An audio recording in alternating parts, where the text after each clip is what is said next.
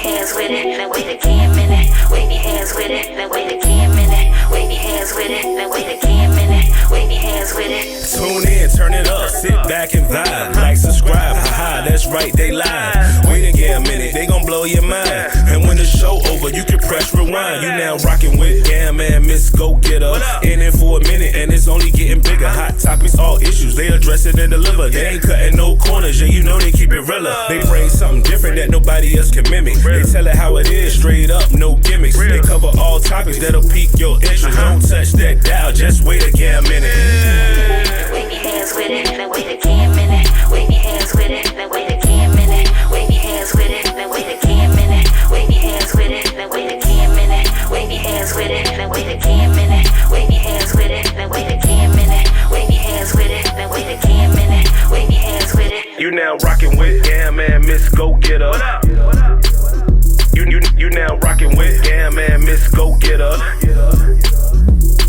Don't touch that dial, just wait a Gam and Mz. Don't touch that dial, just wait a Gam and Mz. Then wait a Gam and Mz. Wave your hands with it, then wait a Gam and Mz. Wave your hands with it, then wait a Gam and Mz. Wave your hands with it, then wait a Gam and Mz. Wave your hands with it, then wait a Gam and Mz. Wave your hands with it, then wait a Gam and Mz. Wave your hands with it, then wait a Gam and Mz. Wave your hands with it, then wait a Gam and Mz. Wave your hands with it. Into another episode of Wait a Gam Minute podcast. I am Gam, and of course I got my sidekick, my co-host, Miss Gogetta. and we are in season 12, episode 440. Wow. We've been talking to a lot of people. Okay, I hear. We've been talking to a lot of people. Miss Gogetta. So before we get into our episode, tell me one thing you've learned from one of our episodes prior. Exactly.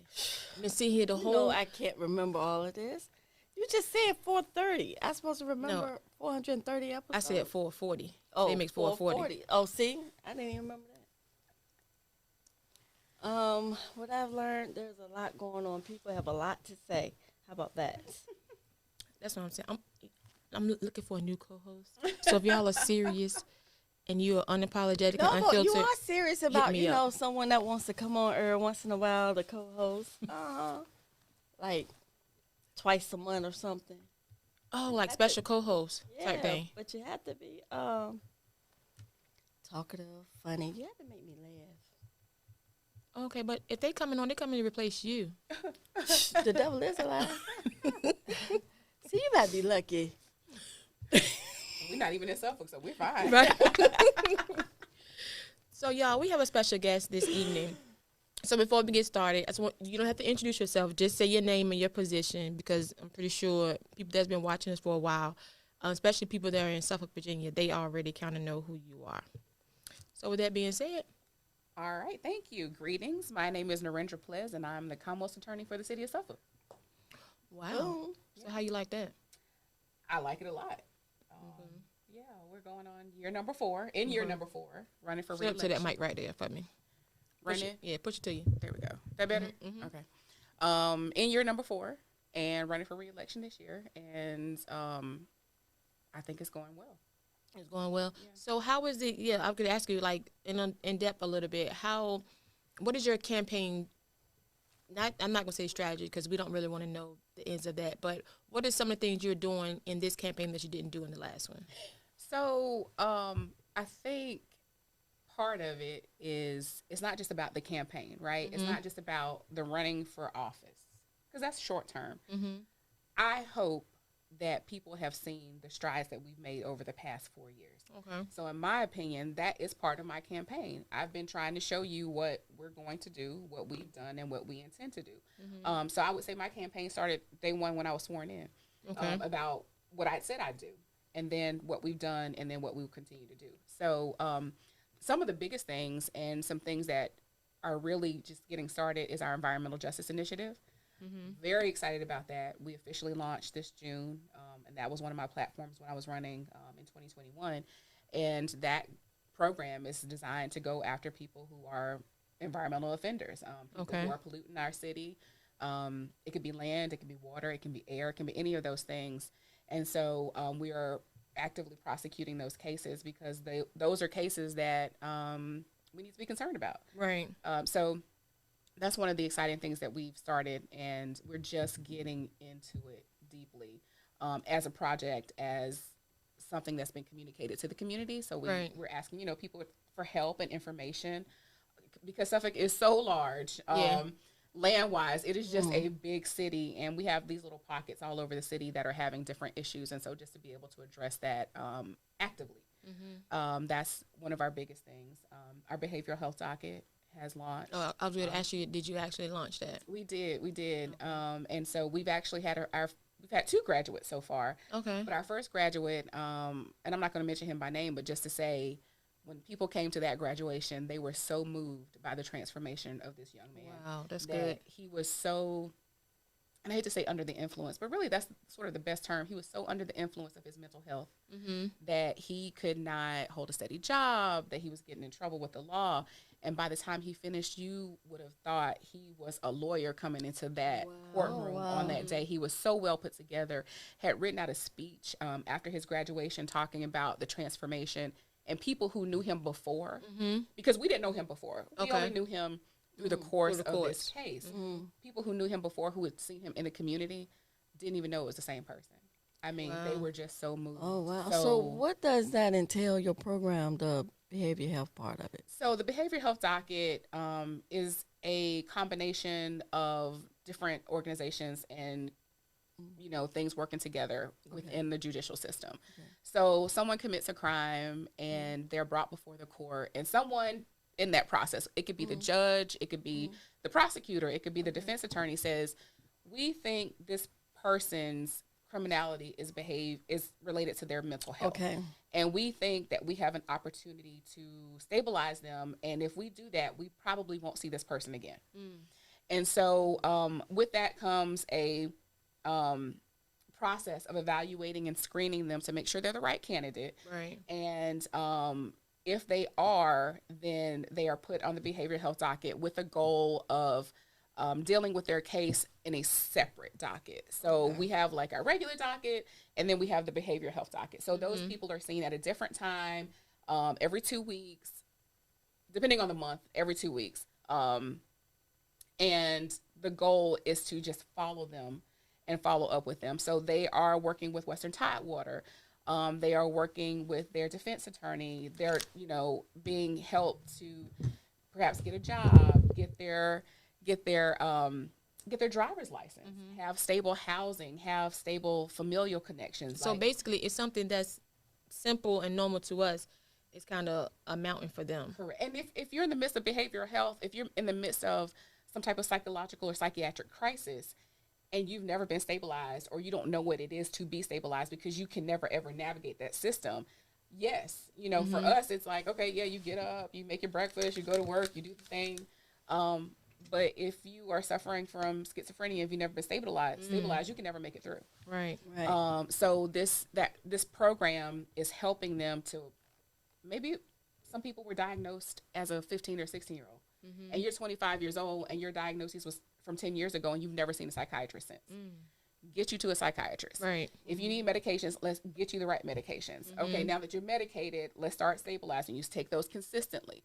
Okay, now that you're consistent, okay, you don't have your license. Well, you can't really get a job if you don't have these documents. Let's get you those documents. Okay, now you've got your documents. Let's go get you a job.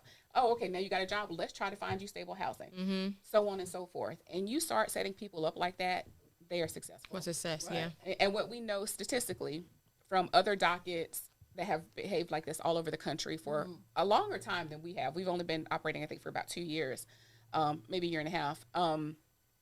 Statistically speaking, even if you come into the program and you do not successfully complete it, you are less likely to recidivate. Okay. And so if you successfully complete it, you are much more less likely to recidivate. So it's, in my opinion, it's worth taking a chance and putting resources into these things if we don't see those people again. And when we know that if you come into our program, that in and of itself is likely to reduce your recidivism, how does that not translate into a win for the entire community? Right. Exactly. So I'm very excited about this program. Okay. That's good. That's good. So how many graduates have you had? Just 2 so far? Just 2. Okay. The program is intended to be about a year long. Sometimes it goes a little over, depending on the circumstances, but it's really it's really designed to be about a year long. Okay, so let me ask you this. So when they're in this program, okay, it's candy in my mouth. So when you're in this program, you is that another avenue that they won't go to prison or jail? Mm-hmm. Yes. Okay, so what are some of the requirements for this program? To get in or once you're in? Once you're in. So once you're in, actually to get in first. So to get in, you have to be screened. One of the requirements is that you have to have severe mental illness as your primary issue, right? Okay. It can't be something else and then mental illness. It has to be mental illness. Okay. And so that's part of the screening. We look to see if you've had resources availed to you before. What kind, how long ago, what kind of diagnoses do you have? Because certain things are actually precluded. So, for example, if you have a traumatic brain injury, those are precluded because we can't treat a traumatic brain injury. Okay. So it has to be something that's treatable. Correct. Okay. Correct. So there are certain guidelines, and these are from the state based on research and based on the things that they've done. Again, our behavioral health docket is in its infancy, but other cities have been running like this for years. Right. Okay. So we're learning from what other cities and counties and localities have done. And so one of those things is, to develop a list of criteria of who should come in, who should not come in. And another thing we consider as well is, do you bring someone in that you may be exposing to more harm than if they would have just otherwise gone through the system? That is a possibility as well. So there's sometimes people come in and we may not want them because maybe they've never been in enough trouble before, or maybe, they are perhaps on the cusp of being more stabilized and we might be harming them by bringing them into the program. So there are actually quite a few things to consider. Okay. Yeah. Gotcha. And then once you're in, it's just a matter of they have to come to court every 2 weeks. If there are 3 Wednesdays in the month, then it's just twice a month. They come in, they check in, they're going to see their counselor, they're going to see their psychiatrist if it's required. They're going to work, they're going to do volunteer work. The goal is to start to get them into the habit of doing those things that we do do every day, and we see it as a part of life's process that they've never dealt with before. So, habituating them to that so that, again, they come out successful. Right. What are your thoughts on people who think that you're not for the community? I think a lot of it, sometimes people don't know what your position is and what your duties actually, they know what your position is, but they don't know what your duties are and your responsibilities are. So what is your position or your take on that when people think that you aren't for the community? So I understand sometimes how people might feel that way, depending on what's going on with them. But the role of the Commonwealth Attorney is public safety first and foremost. And the job is to prosecute cases, criminal cases. And so we use that to make decisions about what we think is best for the community. And while one person or people may feel it's not, maybe they don't like what we do, which is always a possibility. Everyone's not going to like what you do all the time. At the end of the day, our goal is to do what we think is right and best for the entire community. That could be including the defendant. Sometimes it can be excluding the defendant, focusing more on the victim. I know a lot of people sometimes feel like, you should be watching out for the defendant more. Well, my job is not to watch out for the defendant per se. My job is to protect the community. And, we have to be aware that people have been victimized and they have a right to be heard and they have a right to be, we don't quote unquote represent them, but we represent their interests when their interest is to be safe. Right. And that's everyone's interest. So it's a tough balance sometimes. But I think at the end of the day, people just have to know that we are here to do the right thing. We're here to treat people fairly and equally, and that there is no animus against or for any particular person or group, and that we are here for the safety of the public. Right. I think that's the part a lot of people miss. They do, unfortunately. I think some people think, and I've even, had people say, why are you prosecuting this person? Come on, sister, you shouldn't be doing that. And I was like, well, they broke the law. Right. And how do I treat this person better or worse because of who they are than I would any other person? That seems inherently wrong to me. That you would give someone a break just because of the color of their skin, right? Because if it were the reverse, people would have a problem with it. And so you have to, and I think that's one of the things, if one thing I am proud of is we're consistent. You can't say I'm, treating this person one way and not treating this person another way. We try to be very consistent. And even sometimes we go back and forth within our office just to make sure that, we'll have an attorney who'll come in and say something and you get so angry with that attorney, you can't take it out on their client. You cannot take it out on their client, no matter how infuriating they have been during the process. At the end of the day, your duty is to treat that defendant with the same respect and care that you did everybody else. Again, with the focus on being community safety and the victim. Right. So if you was able to change the Commonwealth Attorney's office to the way you want it to be, how would that be? I think I have. Or you at least I've started. I'm talking about like completely the way you want it to be without having certain guidelines that was given to you by the city or the state. Well, but we have to, right? We have to follow the laws. But the law is you.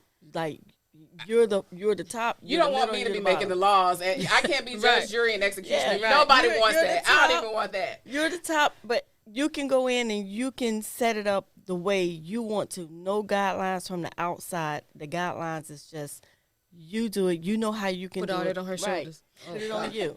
How would you change? I know you changed it by adding certain programs, but other than the certain programs, even when it comes down to like handling people from the outside the community when they are calling to complain, or even handling the caseload and going into the courts, how would you handle that? So I would actually take a step back. If it were me and I'm the ruler of the world, it wouldn't even start with the prosecutor's office. Because what we see day to day is that many of the problems that we see did not happen because of that particular criminal act, if that makes sense. So that person didn't go in to steal because necessarily they are inherently bad.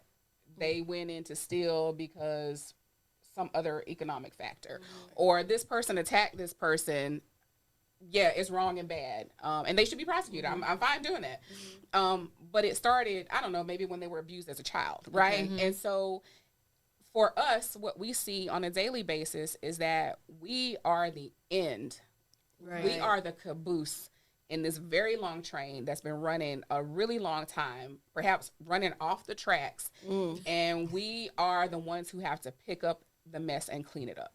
That's how we feel a lot of the times, because you see some of this stuff coming. Sometimes we see it in JDR, Juvenile Domestic Relations District Court. You're like, if we don't intervene and we don't do something now, this child is going to be in our general district court, in our circuit court. Like, it's inevitable. Right. And so we see that. And so it's not necessarily a system of, I would like to come into to the court and do this or do that. It's more of that. If we as a society started to address some of our ills much, much sooner, I might not even have a job. And I would be okay with that, right? So you would start at the root of the problem. Absolutely. So they won't even get Absolutely. There. Other countries put far more money into social services. We put the bare minimum into social services. And a lot of our problems are caused by that.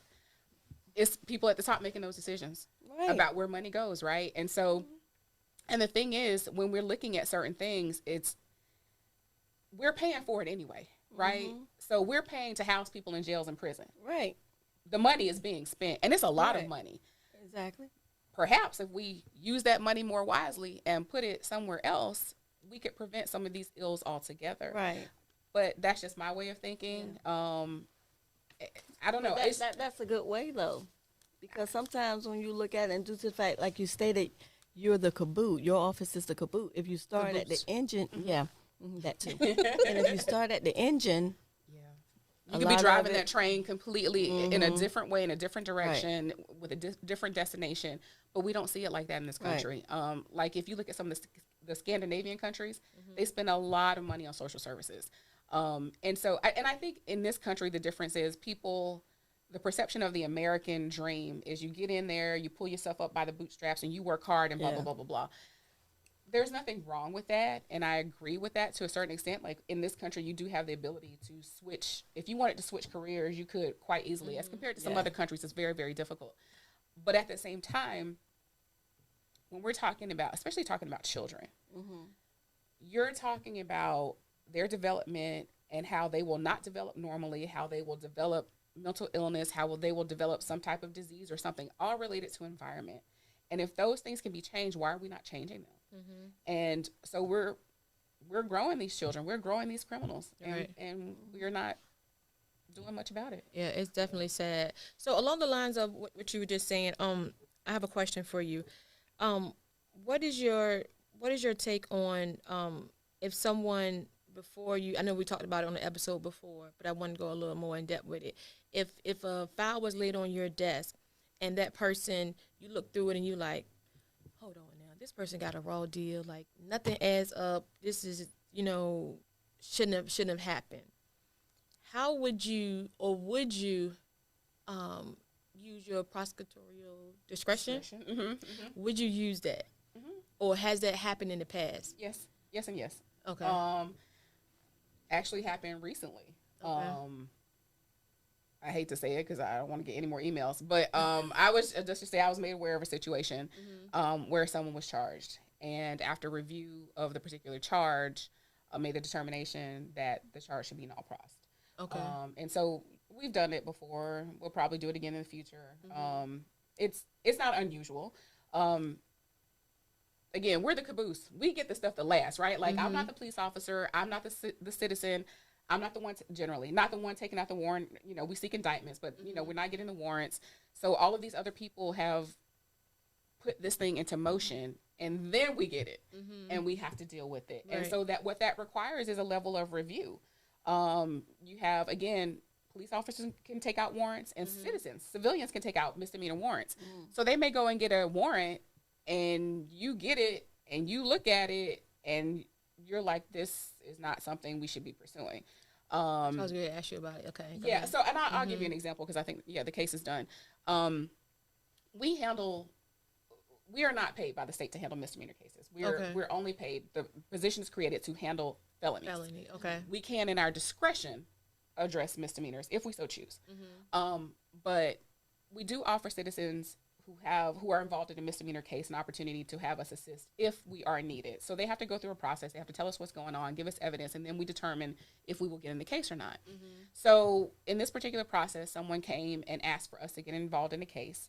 And if I recall correctly, the charge was violating a protective order or something to that effect. It wasn't domestic per se. They didn't live together. We call it quasi-domestic. They're boyfriend, girlfriend, but they didn't live together. And the person asked us to get involved in this particular misdemeanor prosecution. So we got all the paperwork and started to look at it. And what started to come together was that the person in this case who was alleging to be the victim was really not a victim. That they were really a defendant because they had other warrants in another neighboring jurisdiction where that victim was a defendant. And it appeared that it was retaliatory. And that's not something we allow. Okay. Yeah. Gotcha. Yeah. So, I was wondering that because I think like sometimes, I don't know, like because it's at you guys' discretion, some people may be like, no, I don't want to touch that. And some people, because some people I think looking at the media and what the general public is going to say versus just doing what they think is the right thing. Right. And making sure that we're looking over the case and, and seeing if it's still yes. Stay there. If not, then, we handle it accordingly. And we do that with every case, right? Okay. The good thing is that in most cases, it's easy. You got A, B, C, D, E, all the things you're supposed to have. And you're like, okay, we can go forward with this case, no problem. Some cases you're like, well, I might be missing, B, C, D, but, if we get those, it's not a problem. And some you're like, I'm looking at numbers and I'm supposed to be looking at alphabets. Right. So you have to go through and make that assessment and make that determination because at the end of the day, our job is to prove a case beyond a reasonable doubt. Yeah. Right. And we have to understand what happened. We have to meet with the victims. We have to appreciate what happened. We have to go over the evidence. We have to do our research in the law to decide if we're going to proceed. Again, most times it's easy to do, but every now and again, something is missing. And it's incumbent upon us to do the research to figure out what it is and if we should go for it or not. Right. Now I know you don't like to say campaign mode, but that's pretty much what we are in. We're in campaign mode. What do you do to, have that free time, if you are able to have that free time, since you're in grind mode? So I would say this time around has been very different from last time. How so? One, when I was starting last time, I didn't really know who my opponent would be. I thought it might have been my former boss. Okay. Or someone else, right? You don't know. And it was also coming out of the dark. Like, people, when you work in a constitutional office, when you work for a constitutional officer, you never want to take you don't want the star to shine on, you don't want the light shining on you, because it should be shining on your boss, right? It should be shining on your constitutional officer. And what's up, family? Thank you for tuning in to another episode of Wait a Gam and Mz podcast. If you haven't done so already, please hit that subscribe button on our YouTube channel. Hit that notification button as well, so when we drop a new episode, you'll be first to know. Stay tuned to all things Wait a Gam and Mz. So you don't put yourself out in a way that you're taking, away their light. You never do that. And I think it's disrespectful to do that. Yeah. And so for me to come out last time was really me having to come out and show people who I was, even though I had been in that office for like 8 years. Wow. I had worked there for some time, but people didn't know who I was, and they shouldn't have known who I was. I'm just a rank and file attorney doing my job and doing it well. That's who I was. So to come out and say, hey, now I want you to vote for me, I want to be the elected, it's a very different process. And so running already as the elected is very different from last time. And so it's a different feel. I'm running against the same opponent. So he didn't get enough last time, so you want to come back this time. Well, that's how I feel. And I'm hoping that's what the people say as well. Yeah. And again, that goes back to my first comment, in that I don't want to have been campaigning just to campaign for 2025. I want it to have been me showing the community over the past 4 years why I am the person for this job. Right. And so that it's not just you're interviewing me or going online to see who I am and who you should vote for, that it should be, oh, she's made these strides. She's made these changes. These are the things she's looking to do in the future. And that is who we want. So I'm hoping that I have been campaigning all 4 years so people understand who we are, what we do, and why we do it, and that we've been doing a good job. So what do you see next far as in Suffolk? Like, what are some of the things that you actually want to see outside of the office that you would think that will, bring an enhancement to Suffolk, make it Suffolk better? That is within our control, or just... Maybe it's something that you guys can partner with, with the citizens, or something that you as a citizen would like to see in Suffolk. Okay, so we just had our Suffolk Senior Citizens Back to School Day. I don't know if you saw that. It was so exciting. So it was for our seniors, our seasoned Suffolkians, right? We use the AARP method to determine age. So we just said 50 and up, right? Okay. If you're 50 and older, you could come. Let's go get it. Why you on there? Because I didn't know anything about it. I'm just saying. Right. It was on our Facebook. It was on our Facebook. We shared it. Y'all know how I feel about Facebook, and we shared it on Facebook, so that should tell you something. But it was a day for them to come and learn, and for us to give knowledge and to bring together community partners to give them things and resources that they would need to help keep them safe in their lives. Physical safety, mental safety, nutritional safety. I mean, it ran the gamut. And so it was a really nice event. And so I think going forward, to find what we got out of that is our seniors really wanted to connect. And so to be able to carry that forward in the future, to have more programming like that, is something I would like to do. I'd also like to, and we're looking for funding. We've already done the proposal. It's just the money part of it. Having a youth mentoring program. And so I'm hoping to get that off the ground in the next 4 years. And now, what does that look like? So it's 2 parts, actually. It would be, so what happened is when we were putting together, and we developed the concept. You do have some at-risk youth, right? And so one part is for at-risk youth. But I also realize and recognize that you have kids. You have your kids who are at risk. And then you have your kids who got it all going on, right? The family's together. They don't worry about anything. And then you have those kids in the middle. And they are not doing anything. They're not at risk, per se. You're not worried that they're going into the criminal justice system perhaps right this second, but they're a step away, right? They're good kids, or they're kids that seem to be on the right path, but it could be one bad decision or one person they connect with that takes them into the at-risk group. And so we wanted to capture those kids as well. So overall, the program would be bringing these kids together and talking to them about public safety, giving them life skills. Like we want to have them manage money and manage or a little mini fund, right? To balance money from week to week, because we're looking at an 8 to 12 week program. Okay. For them to balance money from week to week, for them to come up with a project that they come up with themselves to give back to the community, to teach them proper etiquette, for them to cook for their families, to have, bring in someone to teach them how to cook, and then they serve their families, to have them CPR certified, first aid certified, like give them life skills and exposure. A lot of kids in Suffolk don't have exposure. There are some kids who think, and there's nothing wrong with it, I love me some Chick-fil-A, but they're like, it's the biggest treat of a lifetime for some of them. And I'm like, I don't even go there that much. Oh, I love me some Chick-fil-A. This is not an advertisement for Chick-fil-A. I'm just saying I like it a lot. But there are some kids who go there and they feel like they've gone to the moon. And I was like, no, it's just Chick-fil-A, right? And so you have kids like that, and they've never left the city, and you want them to experience so much more. So that's the one part. And then the other part would be a mentorship internship program for the other kids who are in that gap where they are one step away from being the at-risk youth. Like perhaps they come from a family where no one's ever gone to college. No one, everyone's maybe, parents or people in the household didn't even graduate from high school.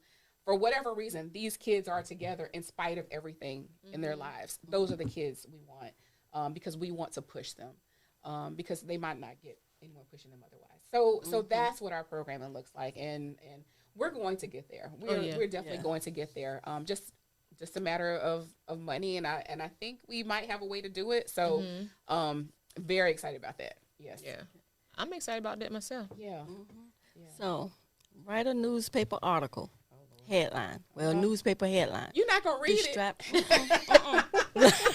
Don't listen to them. Look, I have my reading glasses right here. No, but write a newspaper headline describing your day in the Commonwealth Attorney's office. Man, she done did some. You know what? You done did some practicing too. Oh, you a hater. No, you really stay on. You really tried to come up here and show me up. She tried to show off. She tried to show off. Oh my gosh. No, you really trying to show me up. But go ahead. Let's see. A newspaper article about the day in the life of the Commonwealth Attorney. Tornado comes through again. I don't know. That's what it feels like some days. I like it though. I think to be a prosecutor, you have to sort of enjoy the chaos a little bit. If you've ever been, I know y'all came to the courtroom for our production. Loved it. But real life is so much more chaotic, right? So you have, when you're in the courtroom, first of all, you've got like, I don't know, however many files, however many cases you have for that particular day. And that's assuming you're only in one courtroom, because you could have GDC and you could have circuit court. So you got to bounce between two courtrooms. Or you can have two circuit courtrooms running at the same time, and you have to run between those two courtrooms and general district court. So, and then you have to know where your victims are and your witnesses are. So you're checking in with people. When you're at the table, someone's coming up and saying, hey, they want you downstairs. The judge is looking for you because they're going to throw you in jail. I mean, it's all of these things. It's all these moving parts. And so it's always like a tornado. It's always very chaotic. But we live in it and we thrive in it. And I don't think I would like it any other way. So your headline would be tornado coming through. Tornado comes through again. Here's another one. Here's another one. Nor'easter. Name the hurricane. Just go through everybody in the office. So I'm not in court that often, so it's not quite like that. But it's like that in my space, right? People are coming to me all the time, as they should, right? My people should be coming to me for their problems, and so they come and they talk to me about the cases. They keep me informed. They keep me updated. We're making decisions together. We're doing the administrative stuff for the office. There's a lot. There's a lot. But I love it. I love it. So as a Commonwealth Attorney, you basically supervise. Yes. You don't actually go to court. No, I do go to court. Unless need to. I do go to court. I was in court last week, Tuesday. I was in court on Tuesday. Okay. So but I don't go often because I tell my people.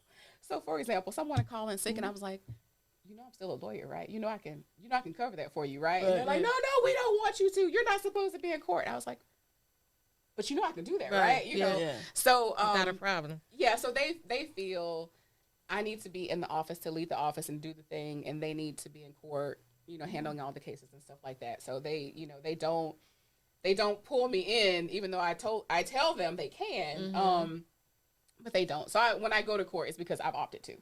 Okay. So to like, for example, that case that I null prossed, it was because it landed on my desk because the issue came to my attention and I wasn't going to pass it off to someone else. I was going to address it myself. And so I went up to court to address it.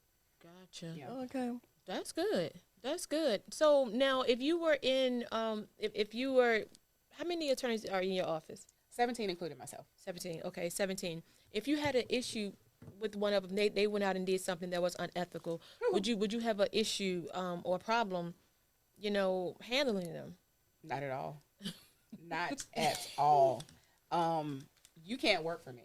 Okay, gotcha. And be unethical. You cannot work for me and be dishonest. I don't do it. I there's no room for it here. People's liberty, people's lives are at stake, and you just can't do that. Now, granted, we have ethical guidelines as lawyers, period, right? But prosecutors have an additional responsibility under our rules of ethics. And also, I tell them when they come on board, I do my onboarding for everyone. Everyone in my office who has started in my office has onboarded directly under me.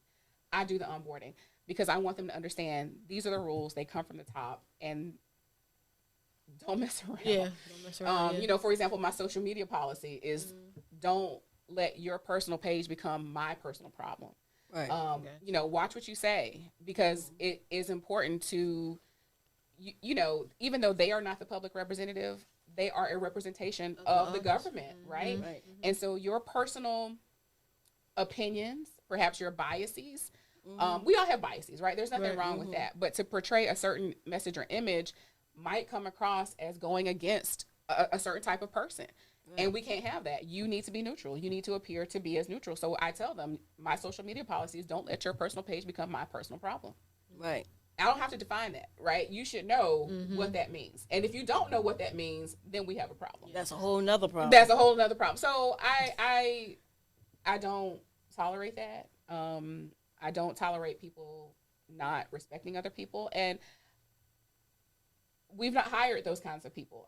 Again, I'm involved in the hiring process because it's important for me that the people who come into my office love Suffolk, respect Suffolk, and want to work for the community. If that is not you, you are not welcome in my office. Right. Plain and simple. So I think it's really important about the people you choose. So I hope to never have that issue because I've chosen better. Right. But you never know. Somebody might sneak by you, and you got to deal with it. But it will be dealt with. Yeah. Absolutely. I believe that. Yes. We put the ass. Oh yeah.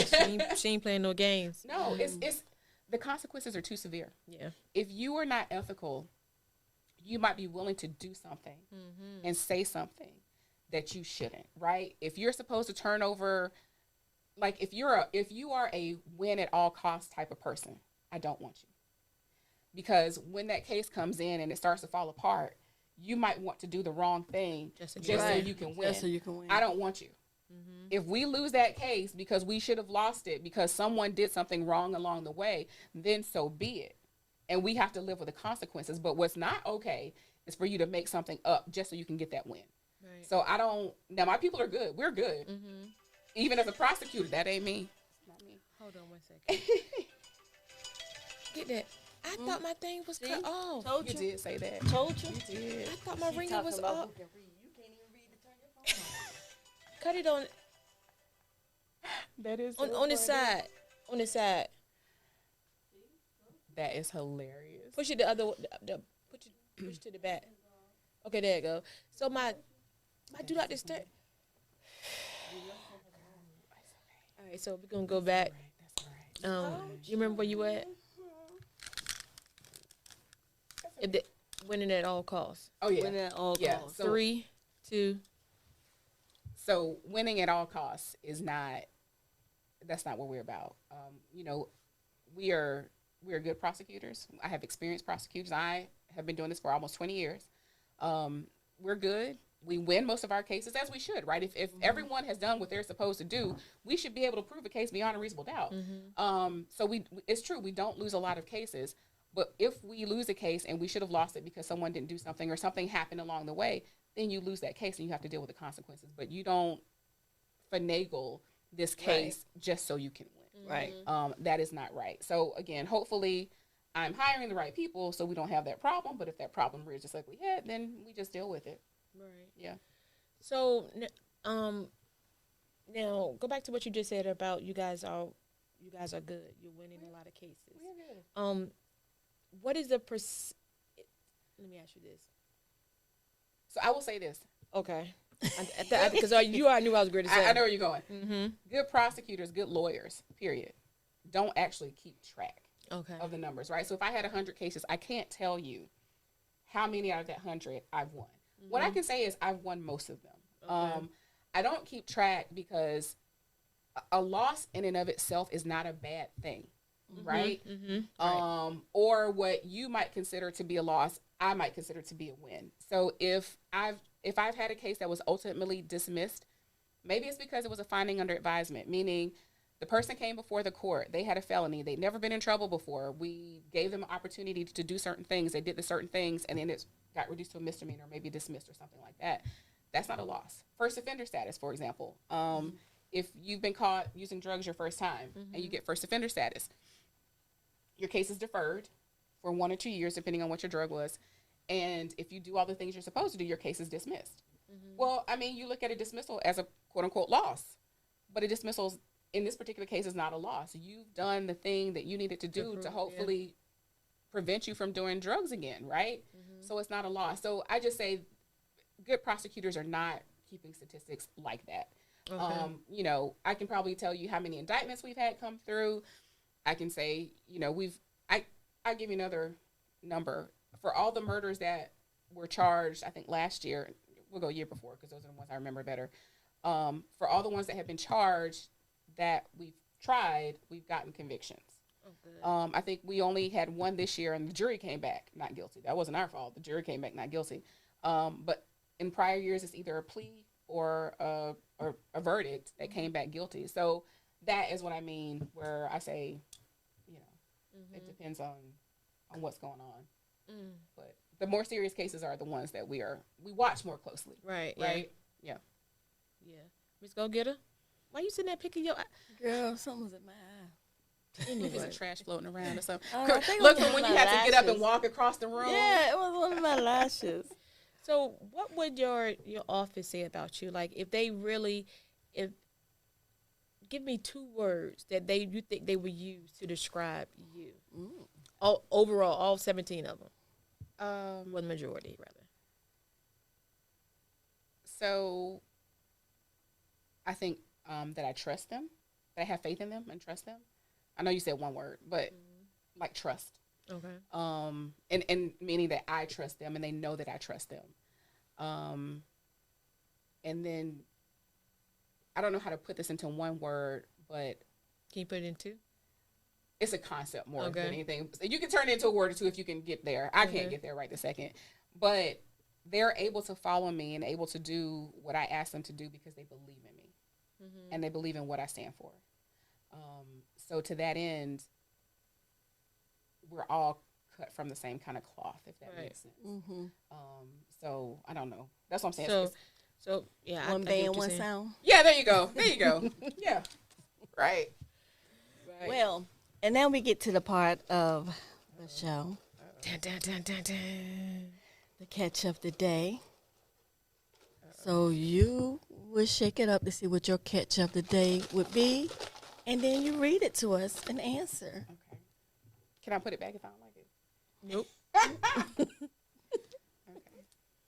Only reason you get to put it back if we heard the question before this week. Okay.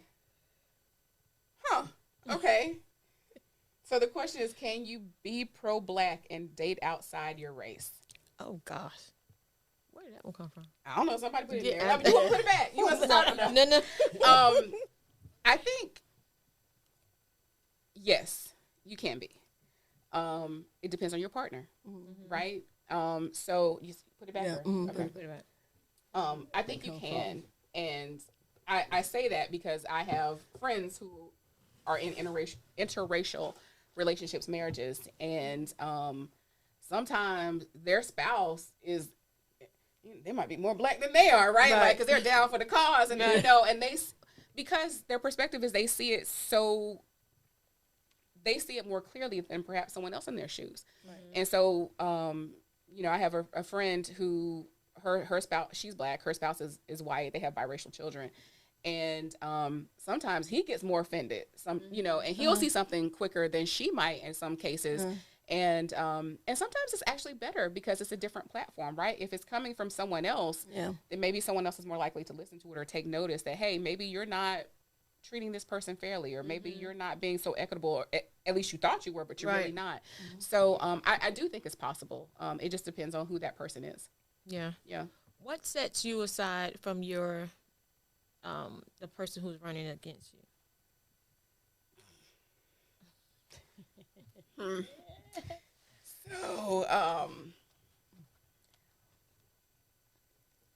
So many things. So many things. One is that I love this job and I'm dedicated to it. And I've done it for quite some time, which again, we didn't become prosecutors because we were making all of this money, right? We got in and we stayed in because we like what we do and appreciate what we do. I think that experience matters. I think integrity matters. I think showing up matters. Consistency matters. And so, you know, to that extent, what I have over my opponent is I've managed the office. I've managed being in a supervisory position. I've managed people. I've managed teams. I've done it, I think, successfully. To the extent that you have a team that is on board with your concept and your vision and is willing to implement that for you, that I'm serving the people, serving the public. Again, the job is prosecution, right? When you look at it by the statute. But if it's public safety, you can turn that into so much more. Again, like our senior event, educating our seniors, exposing them to the things that might create risk for them and showing them how to avoid those things. That is a component of keeping the public safe. Same for our kids. If we're able to implement our program, that's what we're doing to better our community. So I think being that public servant, even before, you know, some of the roles that I've had as a volunteer EMT, that was, again, I was a volunteer EMT. I gave up my weekends to jump on an ambulance and help people who needed, you know, medical treatment. And so again, it's just helping out your community when you don't have to, because it's the right thing to do. Right thing to do. Yeah. So if you was and are y'all don't have debates though, right? We had a forum. Yeah, my opponent didn't show. Like, he's not shown like the entirety of anything. Oh. Didn't even show up. Didn't even respond. So did you continue without him? So I was asked the questions. So it was all the constitutional officers. Anyone who was on the ballot was invited to come and participate. And from my understanding, he didn't even respond to the request. Oh, wow. Maybe his email was hacked or something. Sure. Yeah. I mean, you know, he might have been on vacation or something. Yeah. And forgot to turn on his out of office. Okay. Yeah. So what is it that you want the community to know that you have not had the chance to actually share with them about you, in, you know, as far as your campaign goes? Not about you personally, but on why they should select you. Other than, you know, they might not know that the other guy didn't show or haven't shown to anything. So what is it you want them to know that you haven't had the chance to say? I feel like I've said it all, right? Like, you know, you have options when it comes to voting, right? You can vote for me. You can vote for someone else. You can not vote for the position at all. You don't have to put a little dot in that ballot, on that little oval thing. Like the Scantron. Right. Yeah, I remember Scantrons, from school. But I think what I hope is that people will understand more of what we do and why we do it after seeing this, and maybe going and doing a little bit more research, understanding we are doing the job, that we are doing the job well, that we are doing the job in my opinion, as best as we can do the job, and also trying to do some other things, right? Because again, if we can make the city better in some way, shape, or form and reach other people, I think we're doing a great job. So I'm hoping that the people understand, in order to continue that, I would need to stay there. So, you should vote for me. Right. Yeah. I was waiting to see. While you was talking just then, I was saying to myself, okay, I'm gonna let her finish, but she's not really like peppering herself up. But you said vote for me, okay? Yeah, I mean, you keep saying we. No, I'm talking about you. Yeah. Yes, vote for me. I mean, you should vote for me. Yeah. Right. Sometimes it's difficult to say. It's like patting yourself on the back. Right. It's like But you do sometimes the we thing. have to do that though, because This who is else true. going to pat you on the back? Nobody. Right. So This is sometimes true. you have to pat yourself on the back. So if you know you're doing a good job, you have to say, I'm doing a good job. Well, I said I was doing a good I need job. y'all. You said we. But because I also don't want it to seem like it's just me, right? Like, Right. We all all know those- the rest of them in the office, yeah, but this they're is true. not running. Fair enough. So they're not running. And just like you said, everyone has the right to vote for who they want. So do they. You know what I'm Correct. saying? So we need them, if they know you're doing a good job, we need them to vote for you. And we need you to say, vote for me. Vote for me. Even the Narendra ones in my Pleas. office, y'all need to vote for me, because you might not have a job if you don't. That's They're- very. Let them know. No, they're keenly aware of that. They're keenly aware. I Sometimes think you got to remind them, let them know. You might not have a job if you don't vote for me, huh? Vote for me. you don't have to remind. They know. Because they Yeah. see all of the I things remember the that last time you I said have that. to go through, and they come up and say, "Hey, can I get a Yeah. sign? Hey, can I do this?" I've had people. They came up and say, "Hey, when you're outside walking, tell me what I can do. I'll volunteer to help you." So they are keenly aware. Yeah. And they also like the atmosphere that I've created. That's Right. good. The That's work good. environment that I've created, because it allows. I'm the type of person I want to build up a place where you thrive. Right. You don't just come to do your job. You come to do your job well, and And you you want to enjoy come it. back. Yes, exactly. And my theory and what I subscribe to is, you spend your waking hours, most of your waking hours in this place. They should Right. be rewarding and fulfilling. Right. And you should want to come back. So that's the kind of environment You I don't want a to create. hostile environment. Be like, oh No, my God, I no. gotta go in there. No. Has the election started yet? Yeah. And then it's about job security too. They want Right. to keep their job. Right. They don't want to, come under somebody new and they gotta learn them, or knowing if they're gonna have their job or not. Right. Which I don't know. Is that a such thing? Like when they come in, okay. Yeah, because gotcha. I remember she said that the last time. Oh, wow. She said that she can pick her own people, And get I rid of did. some. And I You did. said, yeah, because you was did. real forceful about that Well, one. I mean, the thing Yeah, is, some of them gotta go. you have a vision about what you want to do, and you have a Right. vision about who is going to help you get there. Now, I'll be frank, I wasn't complete, but I knew that there were some people who were not part of that vision. I knew there were some people who were. And so, Yeah. yes. So, yeah. So if you had to be the champion of the world or something, what would that be? The champion of the world? The champion of the world. It wasn't me. Yeah. If you had to be the champion of the world of a particular, like you could say, I'm the champion of the world for attorneys, or I'm the champion of the world for community service. If I you can had to tell you be that before, but the go ahead and let champion her do of it. the world for whatever category, what would you be the champion of? Like in something that I've done before?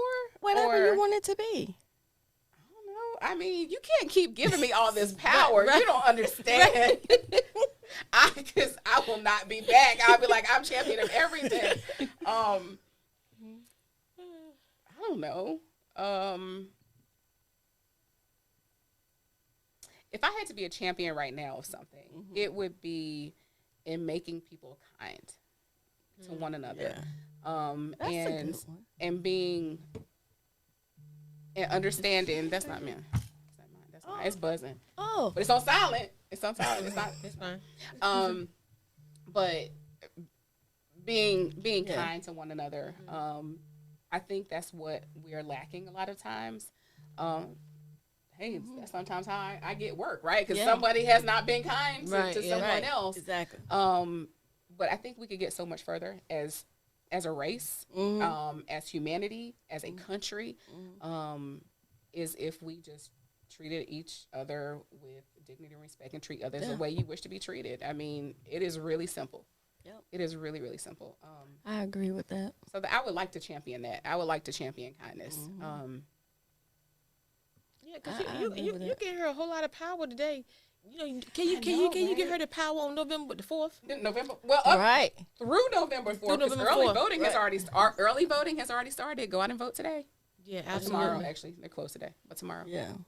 Yeah, that's absolutely good. So I think we've learned a lot. I'm sure the citizens, once they see it, they will learn a lot and, you know, be able to make an informed decision, because that's the reason, you know, for you coming on, for people to reach a different area, group of people, you know what I'm saying, that you probably couldn't be able to get to in the community. You know, that's the way I look at it. But hey, well, I mean, I acknowledge that your Facebook presence is much different from my Facebook presence, and your social media is, you know, reaching all kinds of corners that mine hasn't even awakened by the time y'all have gone to sleep. So I acknowledge that completely.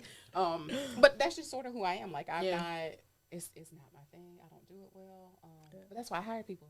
To do those things. So I definitely get it. What you about to say, Ms. Gogetta? Because something's on your mind. I can see them old wheelbarrows turning in there. Wait a minute, but you want to give me some more power? Old? Why they have? First of all, why they have to be old? You said them old. She said, "Did you hear?" I didn't. No, because I just tuned that out. That's okay. I think my sugar didn't drop. I did. It did. I said that. It did. My apologies. Right. Yeah, I get it. So, if you could say something to a younger person who desires to be a prosecutor, they want to be an attorney and then turn to prosecutor, what advice would you give them? Make sure this is what you really want to do. I say that to people who want to just be a lawyer. Because it is so expensive. Law school is so expensive, and it's time consuming. You're talking about 3 years of your life. That make sure this is what you really want to do before you do it. I mean, unless you're just independently wealthy, and you can just do that. Just make sure that this is what you want to do, because it's so time consuming and consumes so much money with student loans and repayment, all that stuff being the way it is. Education is just so expensive. So just make sure that this is what you want to do. And while you're in school, explore all the options. You know, go visit different attorneys, see if you can intern with different types of attorneys, see what they're doing. Do corporate, do defense, do prosecution. Just get that sense of what your opportunities are once you come out of law school, because it's difficult. It is really difficult to come out into a particular branch and then to switch. If you determine you don't like it. So some people come out and they're like, I'm going to do this. They get into it and they can't stand it. It is difficult. It's difficult to switch over. So that would be my advice. So would it be difficult for you to switch over from being a prosecutor to a defense attorney? Not defense attorney prosecution, because it's criminal law. Right. But say you talking criminal about the law, whole, family. Corporate, any other type of niche type of But law. would you be interested in doing defense? No, not interested in doing defense. Really? Yeah, couldn't do it. So there are some of us who are defense attorneys, and there's some of us who are prosecutors. And I have this same conversation with defense attorneys. They're like, "Yeah, I could never be a prosecutor." I was like, "Yeah, I could never be a defense attorney." I mean, our hearts are just in different places. Okay. And so for me as a prosecutor, and coming from the position I come from, if, you know, a defense attorney, you have to defend that person, no matter what. No matter what, yeah. Which I appreciate. I can respect that. I just couldn't do it, right? So if I had a particular type of case and you were accused of doing a particular type of thing, and you told me, yeah, I did it, I have to defend you. Hard time doing that. Yeah, and depending on what you did, it could be a problem for me personally. Right. And the same for my defense attorney friends. They're like, yeah, you know, this person, you know, they get to know their clients very well, right? They get to know defendants. They know their backstories. They know all of this stuff. And for them, they're like, well, you know, they had a hard life and they did this and this happened to them. And so they know a lot more than we obviously do. And for them, they would not be able to prosecute someone and we don't try to put them in jail. That's part of the process. Mm-hmm. But, you know, for them to go to jail or go to prison, they can't live with that. And so, you know, it's just a different perspective. So I could see myself doing something different, like a different type of law altogether. But that would come, you have to get a different type of education. Like I would have to come up to speed with that particular whatever, because we deal with, when you think about where our work comes from in the statutes, we deal with primarily in the course of our work, we deal with maybe 3 or 4 of different titles in the Commonwealth of Virginia. So if you're looking at some code books, I think it goes from 1 to 60 something. There's like one book for each title. We primarily deal with 18.2, 19.2, 46.2, and 16, so maybe 5. 16, I think it's 16.2, which is juvenile law, and then 4.01, which has to do with some types of alcohol, some of our charges. Some of these others, it's a whole volume of laws just for that particular subject. Right. So if you're trying to come up to speed in that particular subject, like it's a whole separate area, and our rules are the rules for criminal law. And so the rules for civil procedure and criminal procedure are two different types of procedure. Right. So they're completely different. So I would have to like go back and refresh myself in those things because it's completely different. So if you have a civil attorney and they're going to court and they have a jury trial, their rules of procedure are different from my jury trial rules of procedure, just the way we operate. So I would have to go back and refresh myself on all of those things because I don't do it on a day-to-day basis. Right. Even some of the civil cases we do have some civil cases. I have to go back and like, what is that rule again? Let me go look that up because I don't deal with that very often. So yeah, but I think for me, I'm a kind of person who likes to do different things. So I like to move around and I like to learn. I do like to read. I'm a big nerd. I like to read. And so the thought of learning something new and different, doing something new and different appeals to me. Okay. So, That's good. So I think we've covered a lot. So with that being said, stay tuned to All Things Wait a Gam Minute. Good night. Good night.